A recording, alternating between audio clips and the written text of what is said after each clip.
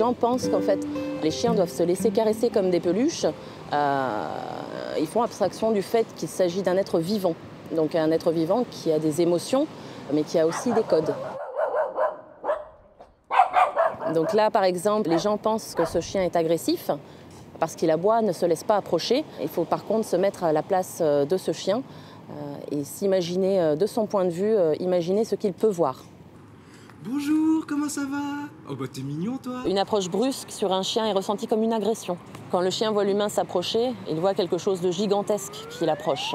Il ne connaît pas ses intentions puisque l'humain est inconnu, donc il ne sait pas si elles sont bonnes ou mauvaises. La plupart des personnes ont le réflexe d'aller caresser le chien sur la tête, alors que cette main qui s'approche du chien et qui disparaît petit à petit de son champ de vision est ressentie comme une agression, comme quelque chose de menaçant.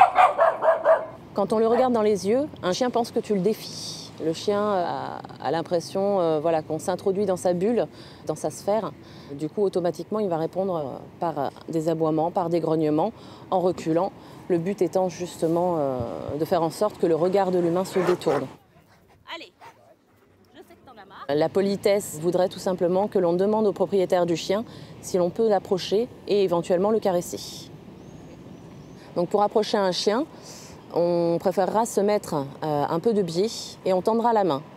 Donc la paume est ouverte, qu'il puisse ainsi capter les informations à travers l'odeur que nous dégageons.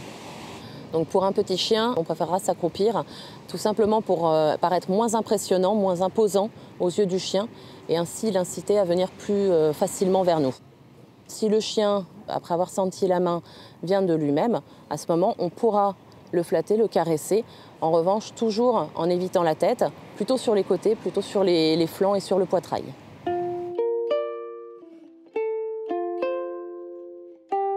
Donc il ne faut pas oublier qu'un chien n'est pas une peluche, c'est un être vivant avec des émotions. C'est un être qui n'a pas le même langage que nous, qui n'a pas les mêmes codes que nous. Pouvoir l'approcher sans aucun danger, pouvoir approcher un chien inconnu sans aucun danger, nécessite de respecter ses codes, de respecter ce langage. Just before the sunset, and you said,